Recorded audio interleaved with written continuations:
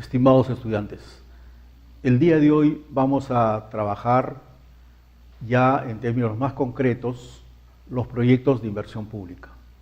Felizmente contamos con una serie de guías y en efecto hemos tomado 5 de estas guías que recientemente ha publicado el Ministerio de Economía y Finanzas. Por lo tanto, ustedes, como ya fue advertido, deberán elegir una de estas 5 guías para su trabajo, que se dividirá en 2 entregas. El viernes 27 de julio entregarán esta aplicación de los módulos 3 y 4 del proyecto de inversión pública elegido, y la segunda entrega será el viernes 3 de agosto, correspondiendo al módulo 4 del proyecto de inversión seleccionado.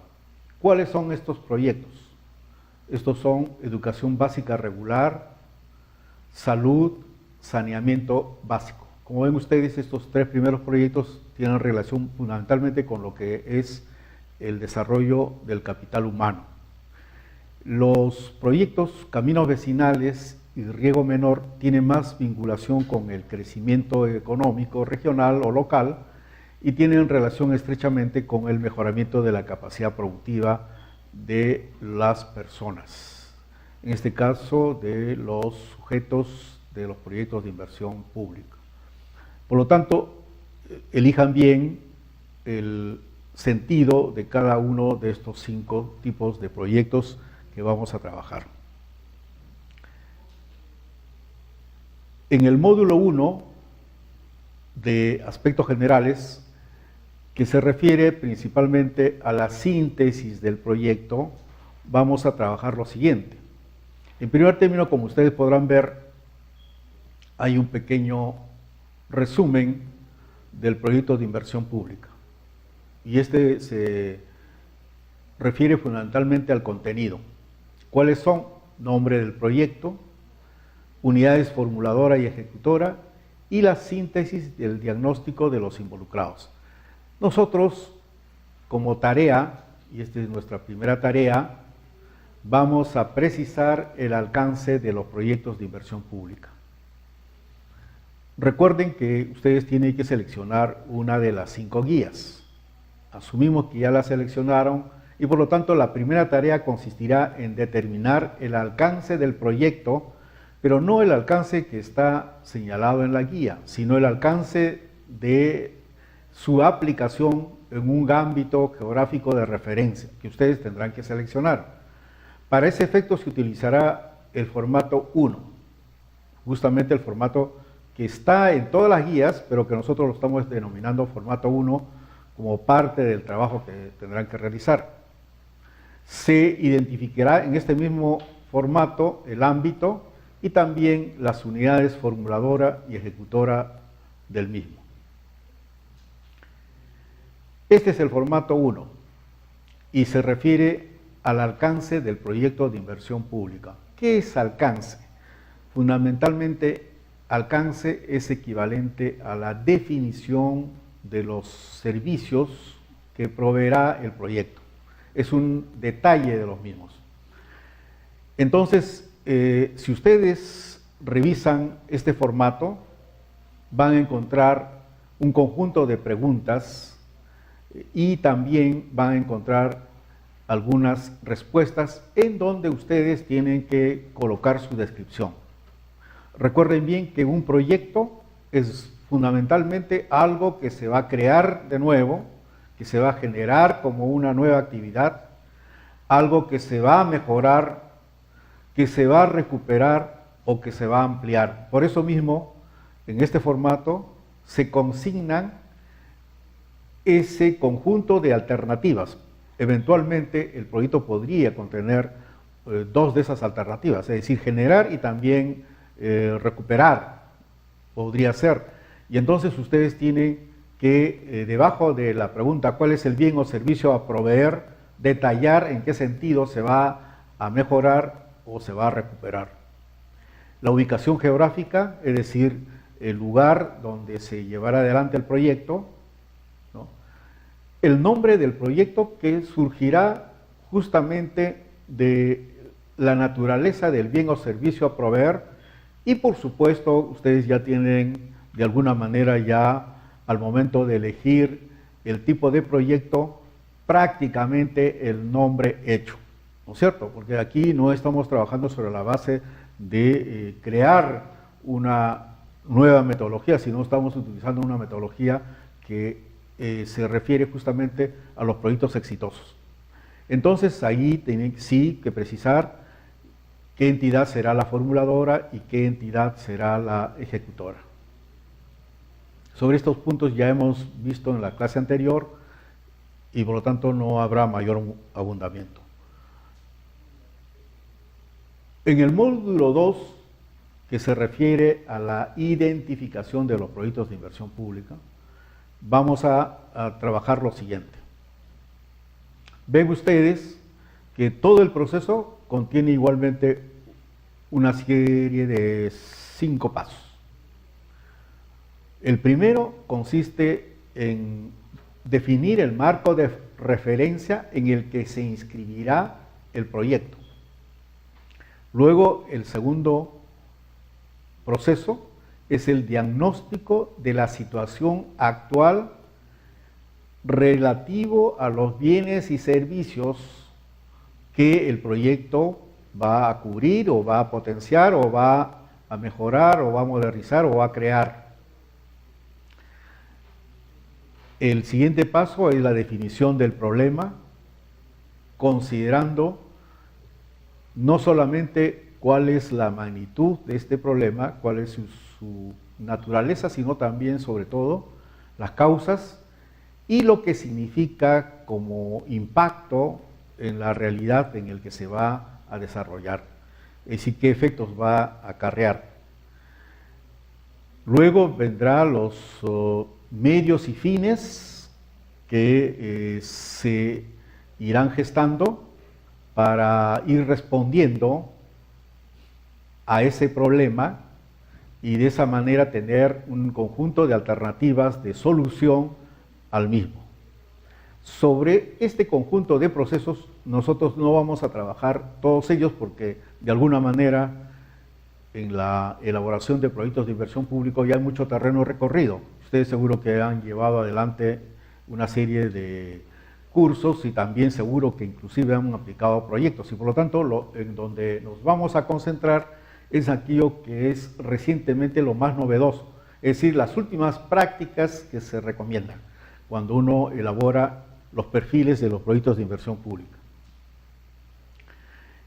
Así, la tarea 2 precisamente se refiere a un elemento que es fundamental, es precisar el marco de referencia institucional. Como ustedes saben, el proyecto de inversión pública no tiene más que un gran marco, que es el aparato estatal, y toda la complejidad que éste envuelve. Evidentemente, nosotros tenemos que utilizar un formato que sinteticen estos elementos, especialmente el conjunto de planes, políticas y lineamientos de política sectorial funcional que orientan el alcance del proyecto de inversión pública. ¿Por qué es importante el marco de referencia institucional? Porque se supone que el proyecto de inversión pública, bien sea ejecutado a nivel del gobierno local o al gobierno provincial, regional, sectorial, etcétera, etcétera, necesariamente tiene que ser alineado a los planes nacionales. Y precisamente este alineamiento no solamente es un alineamiento jerárquico, es básicamente una retroalimentación arriba, abajo, arriba, con la finalidad de que exprese justamente toda la riqueza de la contribución de un proyecto de inversión público viable y participativo. Por eso que esta tarea tiene también, como todas las tareas que nosotros vamos a desarrollar, tiene su formato. El formato que vamos a trabajar en este caso es el formato 2. Como ven ustedes, hay un horizonte de referencia institucional, los planes de largo plazo, los planes de mediano plazo y también los planes de corto plazo o llamados también planes operativos. En el plan de largo plazo es evidente que el instrumento de gestión por excelencia que ahora tenemos es el Plan Bicentenario Perú al 2021. He dejado algunos casilleros vacíos porque dependiendo del tipo de proyecto, existen algunos planes de largo plazo sectoriales y también eventualmente podrían ser regionales. Es decir, hay planes al 2020, al 2030, 2040, etc. Entonces aquí hay que consignar esas referencias en el supuesto de que efectivamente norman el proyecto de inversión pública que ustedes han seleccionado.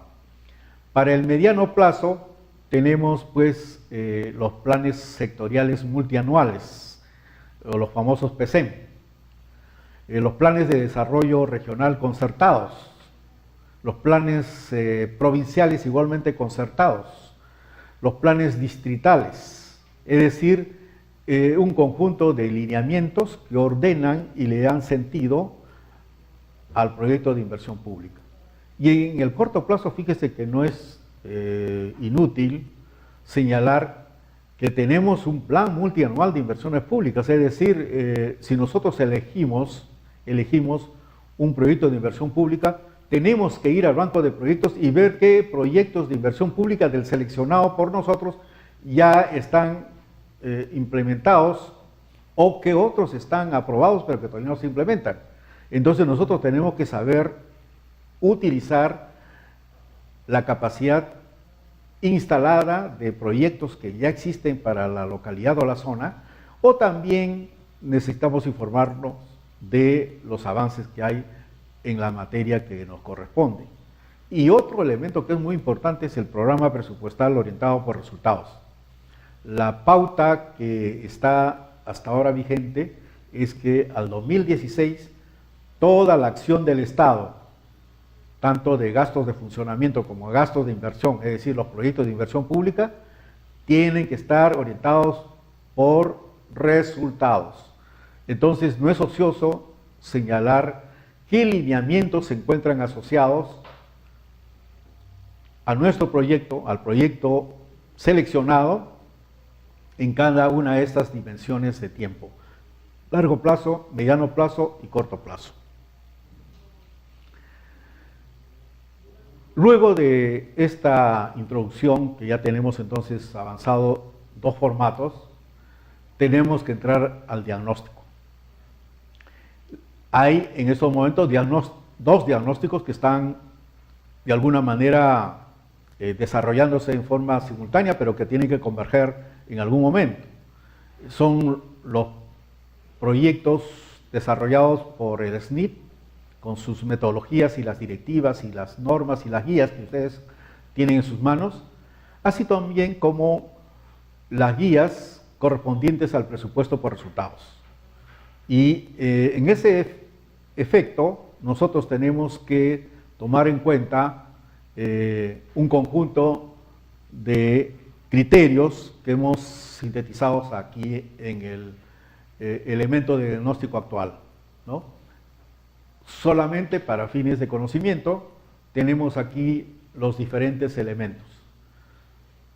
Es imprescindible considerar en todo diagnóstico la descripción geográfica de las áreas afectadas o que van a ser de referencia del proyecto, la población y sus características, una descripción de la situación actual de los servicios, ¿no?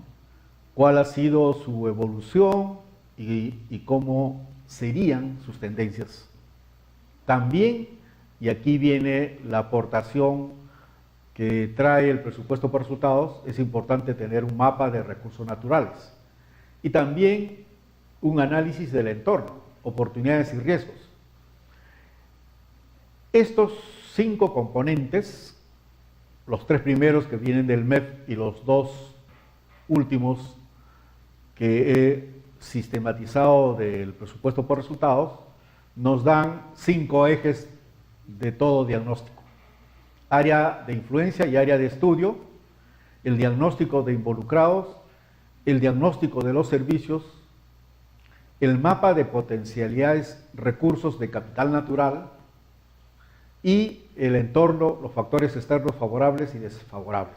Nótese que hay una tendencia en los proyectos últimos, los proyectos que mayor prioridad están alcanzando, en trabajar principalmente en las dos últimas líneas. No se ha rechazado hasta ahora los proyectos que están en los tres primeros líneas, sino es que se complementan con estas dos últimas líneas que hemos señalado y que tienen que ver con recursos, porque cuando se desutilizan los recursos, muchas veces nosotros estamos redundantemente atacando problemas que no tienen solución si no se hace uso de los recursos naturales y también de capital humano que pueden existir en la región. Y finalmente existe un elemento central que puede poner en riesgo totalmente la viabilidad de los proyectos, que son la favorabilidad o el riesgo de los entornos tanto inmediatos como remotos de los proyectos. Este es una síntesis apretada de cuáles son los elementos del diagnóstico, pero es evidente que nosotros vamos a trabajar de no el área de influencia y área del estudio, para lo cual, digamos, se ha trabajado bastante, sino principalmente vamos a trabajar el mapa de riesgos. En estos momentos la gestión de riesgos es trascendental y es importantísimo, y esta será nuestra tarea siguiente, hacer un diagnóstico de peligros y riesgos.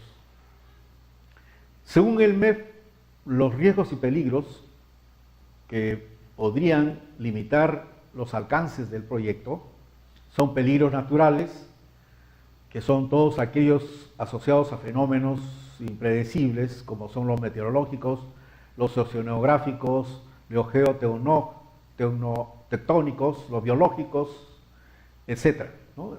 Que generalmente acarrean sismos, inundaciones, huaicos. También los peligros socionaturales, entendidos aquellos que provienen de la inadecuada relación hombre-naturaleza, que se tiene que ver o que tiene que ver con los deslizamientos, los huaicos, los desbordes de los ríos. Y finalmente tenemos los peligros antrópicos, generados por los procesos de modernización, industrialización.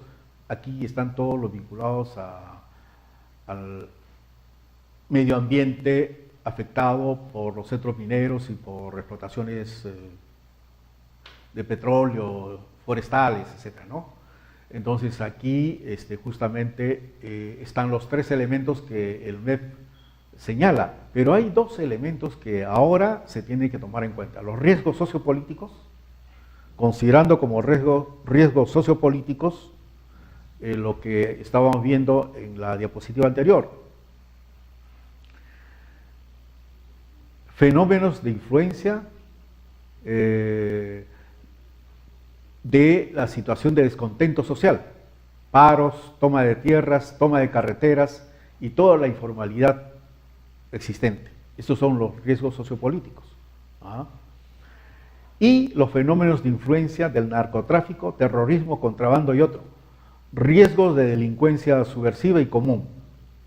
Ambos componentes, ¿no?, hemos llamado riesgos sociopolíticos y riesgos de la delincuencia organizada.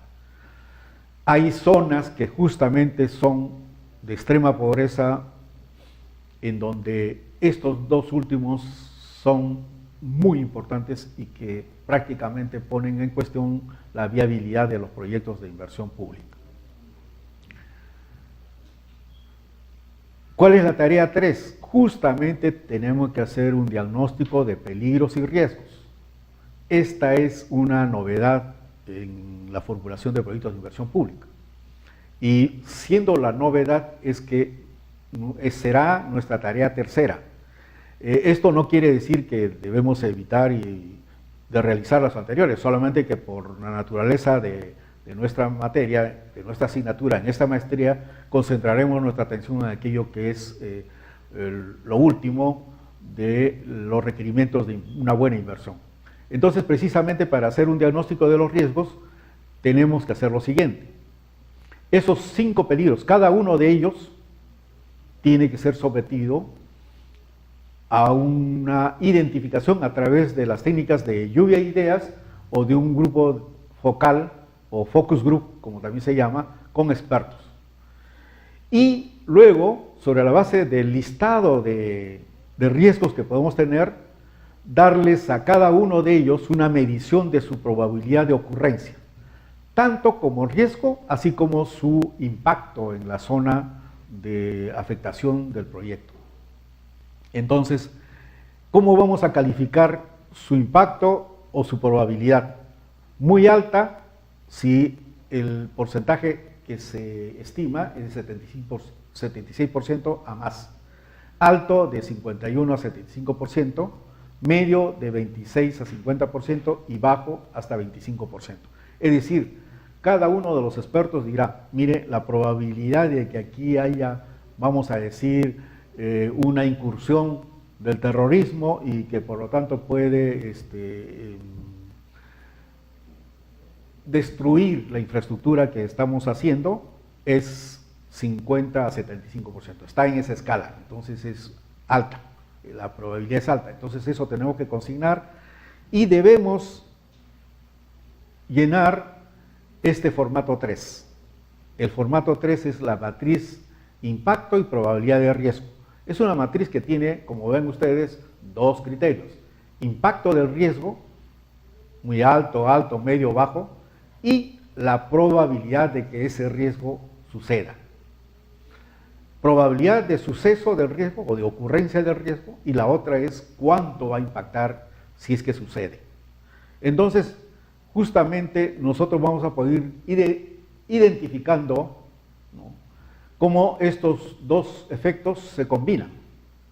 Y claro, tendrá poca importancia si es que los datos señalan que tiene baja probabilidad y bajo impacto, ¿no? Entonces ahí no tendríamos quizás mucho mayor cuidado en la elaboración del proyecto en cuestión. Pero ojo, si el impacto del riesgo es muy alto y también el impacto y la probabilidad de ocurrencia de esto también es muy alto, entonces estamos ahí frente a un problema que tiene que evaluar si es pertinente o no realizar el esfuerzo de la formulación y ejecución del proyecto de inversión pública. Ahora bien, la tarea 4 es otro componente del diagnóstico, es la identificación de los involucrados. La viabilidad de los proyectos de inversión pública no radica únicamente en los criterios de mercado, que generalmente se hacen en laboratorio, sino fundamentalmente en la estimación, el análisis de la voluntad de transformación de los actores sociales e institucionales que están involucrados en el proyecto de inversión pública. Por esa razón, nosotros vamos a desarrollar un formato, el formato 4.1, matriz de involucrados. Esta es la tarea justamente cuarta, identificar a los involucrados, y estos seguro que van a provenir del siguiente conjunto de elementos: autoridades locales, autoridades regionales, sectores, promotores, ONGs, beneficiarios, organizaciones indirectamente beneficiadas, organizaciones que se afectan por el proyecto, ya sea en modo directo como en modo indirecto. Y para ello debemos describir los problemas que esto ocasionará, los intereses que están en juego, las estrategias que más o menos se prescriben que cada actor seguirá y la eventualidad de acuerdos y compromisos entre ellos. Entonces, esta matriz de involucrados es importante desarrollar una vez que uno ya sabe qué tipo de tarea va a emprender. Deriva justamente del alcance, también de la mejora de los servicios o la creación de servicios y evidentemente de la situación y características de la región implicada. Para este efecto, La otra tarea es el formato 4.2. Tenemos que conocer el grado de poder o de negociación que tienen los actores. Y para ese efecto tenemos esta matriz.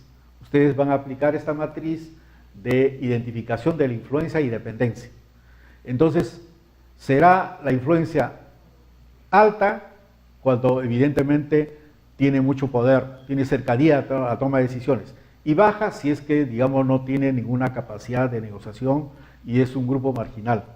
Y la dependencia significará que será una dependencia baja si es que efectivamente está muy asociado a la toma de decisiones, y será alta si es que está al margen de las negociaciones, de los compromisos, de la importancia social que merece para las autoridades. Y entonces ustedes van a tener que ubicar a los actores en este esquema, en esta matriz. De esa manera nosotros tendremos identificado cuál será la naturaleza de los actores sociales con los que vamos a trabajar. Finalmente, no vamos a hacer una tarea adicional para lo que es el diagnóstico del servicio. Recuerden bien, el diagnóstico del servicio es simplemente un estado de situación de cómo el servicio que nosotros pretendemos crear o que desarrollar o modernizar se encuentra en la actualidad. Y por lo tanto, para eso simplemente se sigue una guía que es el que hemos sintetizado en esta diapositiva. Esta es la primera parte de las tareas que nosotros vamos a encomendar en los módulos 1, 2 y 3, que corresponden precisamente a la primera entrega de aplicación del proyecto de inversión pública. Muchas gracias.